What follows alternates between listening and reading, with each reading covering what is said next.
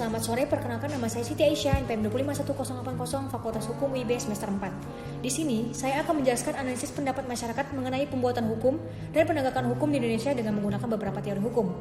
Baiklah, kita masuk ke dalam pembahasan teori hukum yang pertama, yaitu teori hukum pembangunan.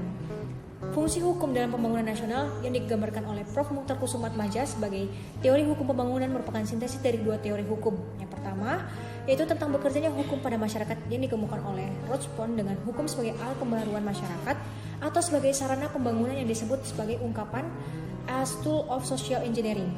Kedua, teori sistem hukum yang dikemukakan oleh Lawrence Friedman di mana terdapat unsur legal structure, legal substance, and legal culture dalam hukum. Kemudian kita masuk dalam teori hukum yang kedua, di mana teori ilmu hukum progresif. Banyak yang menganggap bahwa hukum sebagai seperangkat aturan yang memaksa serta berisi larangan dan perintah. Belakang hukum progresif yang dikemukakan oleh Prof. Sachipto Rajo memiliki landasan filsafat yang merupakan antitesis terhadap penerapan hukum modern yang berciri liberal kapitalistik, di mana dasar filsafat hukum progresif yaitu yang mensejahterakan dalam teori ilmu hukum. Progresif ini ialah satu, hukum untuk manusia bukan manusia untuk hukum. Hukum diberi makna sebagai institusi yang bertujuan mengantarkan manusia kepada kehidupan yang adil, sejahtera, dan membuat manusia bahagia. Hal ini disimpulkan bahwa tujuan hukum adalah keadilan, kesejahteraan, dan kebahagiaan. Kemudian yang kedua, perilaku manusia berada di atas peraturan menurut Sachipto Rajo, bahwa praktik berhukum bisa saja berbeda dengan apa yang ditulis di dalam kitab undang-undang. Seseorang bisa saja dihukum karena dicari pasal-pasal untuk menjeratnya, atau bisa saja dicarikan pasal-pasal lain untuk membebaskan seseorang dari dakwaan. Dalam pandangan Prof. Sachipto Rajo, hukum bukan hanya sekedar teks yang tertulis dalam kitab undang-undang. Kemudian kita masuk dalam teori yang terakhir, yaitu teori hukum integratif. Teori hukum integratif lahir dari hasil teori hukum pembangunan menurut Mukhtar Kusumatmaja dan teori hukum progresif menurut Sachipto Raharjo. Hukum integratif adalah hukum yang hari ini bisa berubah esok karena perilaku warga masyarakat yang begitu dinamis, namun dalam pembentukan hukum yang baru berdasarkan hukum yang responsif tidak dapat dilepaskan dari akar-akar budaya atau ciri khas bangsa Indonesia yang telah tersubstansi dalam Pancasila. Teori hukum integratif di Indonesia adalah bahwa teori hukum ini memiliki peranan penting dan menentukan dalam mendefinisikan dan mempertahankan nilai-nilai dalam idealisme yang dapat memelihara kesinambungan pandangan hidup kita ke dalam ilmu Pancasila. Nama saya Intan Bahtera Pertiwi, biasanya dipanggil. Nama saya Evita. Nama saya Novia Sasri, saya bekerja sebagai staf administrasi. Nama saya Aditya Galvi. Perkenalkan, nama saya Yunus Mendra, biasa dipanggil Yu. Apakah Ibu sebelumnya sudah mengetahui apa itu prosedur pembuatan hukum di Indonesia? Karena saya masih awam, mungkin boleh bantu jelasin karena saya nggak tahu. Oh baik, di sini saya akan menjelaskan terkait prosedur pembuatan hukum Indonesia itu.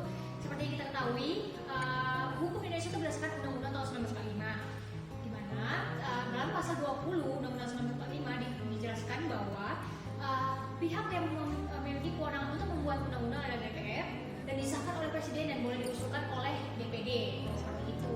Di mana terkait tersebut tuh ada 5 proses. Yang pertama, perencanaan, penyusunan, pembahasan, persetujuan, dan perundangan. Itu ada 5 prosesnya, Bu. Baik, kita masuk ke dalam pertanyaan selanjutnya.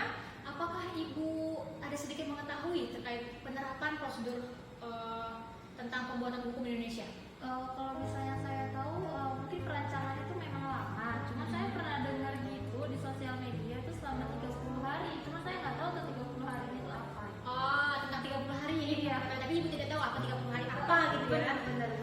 Baik, dalam pasal 20 Undang-Undang tahun 1945 ayat 5 dinyatakan ditulis bahwa apabila rancangan undang-undang tidak ditandatangani oleh Presiden selama 30 hari, maka perancangan tersebut yang sudah didiskusikan oleh DPR dan DPD otomatis menjadi sah.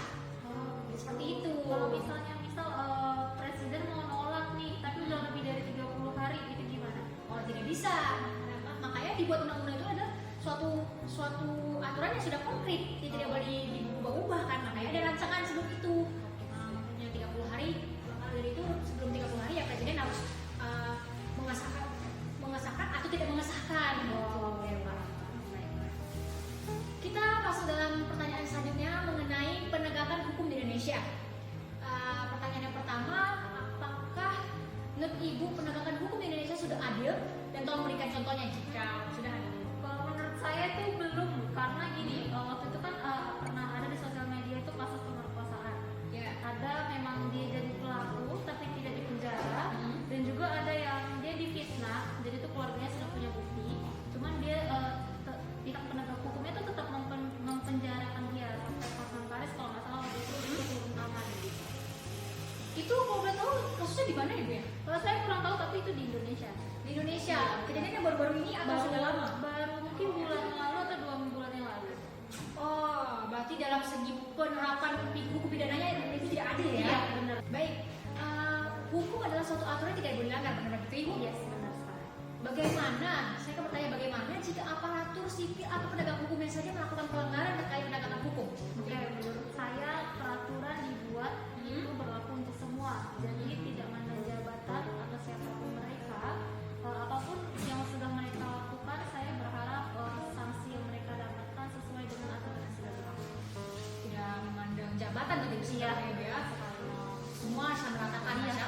masyarakat maupun penegakan hukumnya harus sama ratakan. Apa kesan dan pesan Ibu untuk penegakan hukum Indonesia ke depan? Menurut saya semoga untuk masyarakat dulu mungkin kita lebih kritis terhadap peraturan-peraturan hukum yang sudah berlaku, dan juga pemerintah memberikan bekal kepada orang-orang atau masyarakat seperti saya sendiri bagaimana hukum itu berjalan di kehidupan sehari-hari. Oh, baik. Berarti di sini si penegak hukumnya harus lebih mengedukasi masyarakatnya terkait iya, undang-undang, benar sekali. dan si penegak hukumnya harus lebih tegas kan? Benar-benar. Tidak jadi penyelewengan. Iya, benar sekali. Baik. Penegakan hukum di Indonesia itu masih kurang stabil karena masih memprioritaskan orang yang berpangkat dan mempunyai uang, menurut saya, menurut pandangan saya. Baik, apakah Ibu mengetahui bagaimana alur dan prosedur pembuatan hukum di Indonesia itu kan ada berdasarkan undang-undang? Apakah Ibu sudah mengetahui prosedur tersebut? Yang saya ketahui hukum itu dibuat oleh DPR ya. Ya itu aja yang saya tahu. Menurut Ibu, apakah penting atau tidaknya suatu peraturan itu untuk mementingkan suatu masyarakatnya? Penting dong. Harus berarti harus Iya, harus yang Karena menurut saya hukum itu dibuat untuk mensejahterakan masyarakat juga. Jadi ya prioritasnya untuk masyarakat. Jadi, hukum yang baik itu adalah hukum yang memprioritaskan suatu masyarakatnya gitu ya. Baik, apakah menurut Ibu penegakan hukum di Indonesia itu sudah adil? Balik lagi belum menurut saya.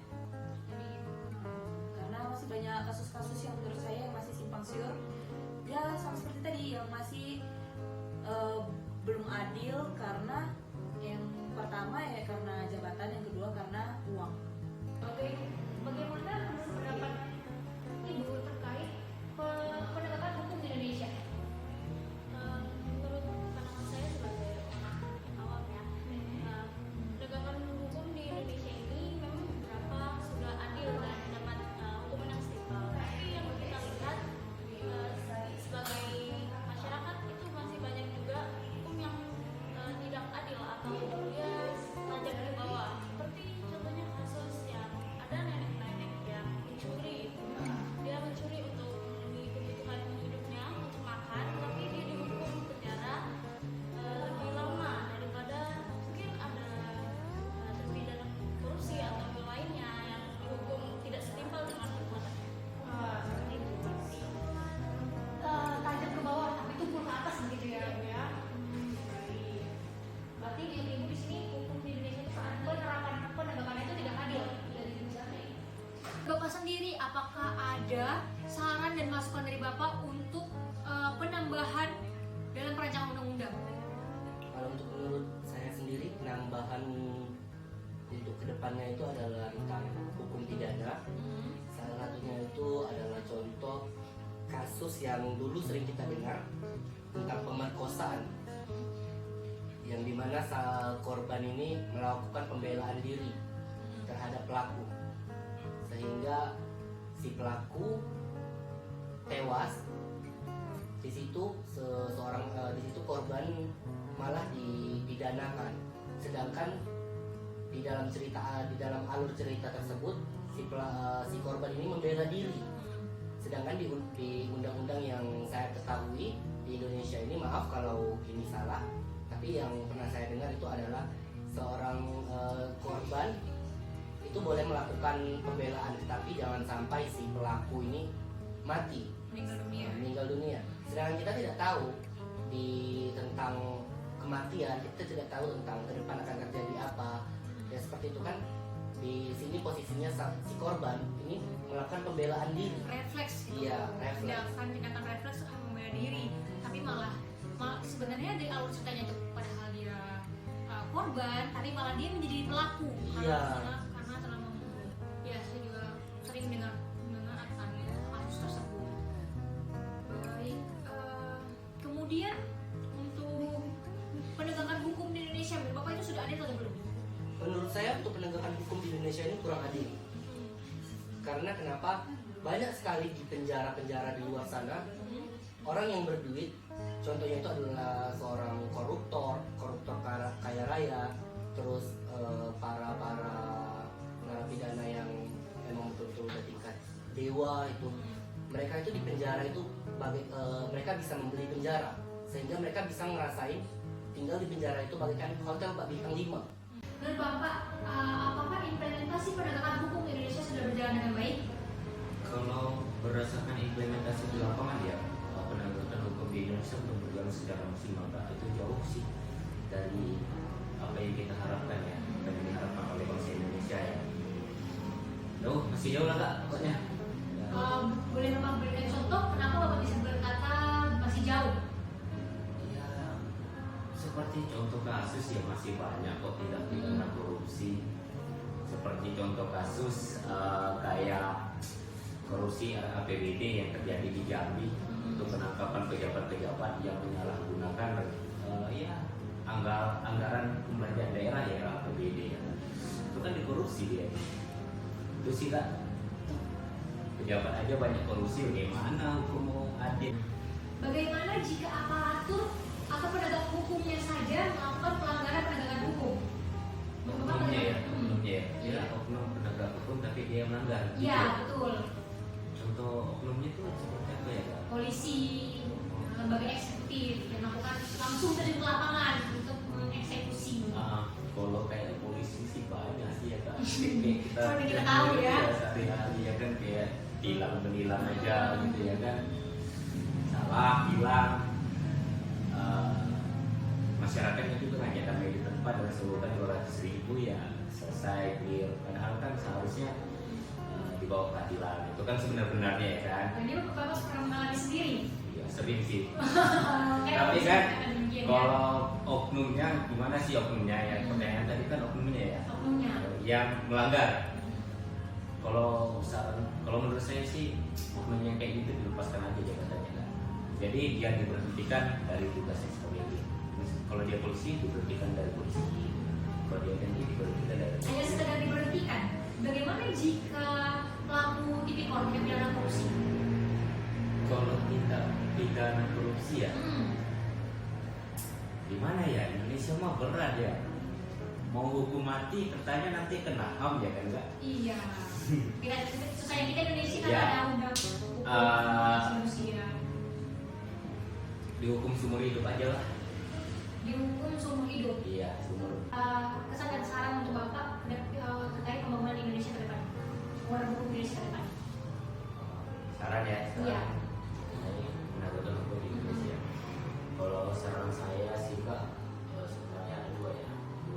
Baik itu yang pertama untuk penegak hukum, maupun satunya lagi untuk masyarakat.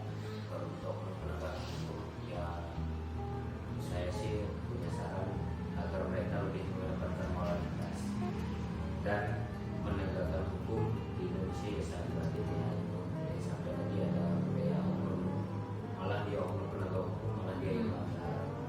Terus sebagai masyarakat, saya menyarankan masyarakat pun harus sadar diri ketika dia salah, dia sampai mentang-mentang dia salah dia mau sebut bos.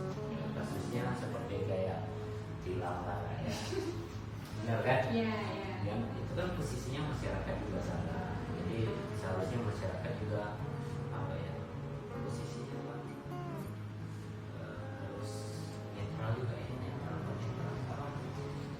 ya taat hukum lah, taat hukum. Dia salah, apa kesalahannya ikuti berapa sih denda atau apa ya sedikit gitu. Ya aku langsung kok menyenggol dengan DP 50.000 ya dikasih itu sebelum rokok ini. Berarti harus mengikuti prosedur di pengadilan ya. Benar. Oke. Berarti di sini kita harus aparatur penegak hukum itu harus ya tegas biar masyarakatnya takut begitu. Sedangkan aparaturnya dia ngasih kebebasan untuk tawar menawar,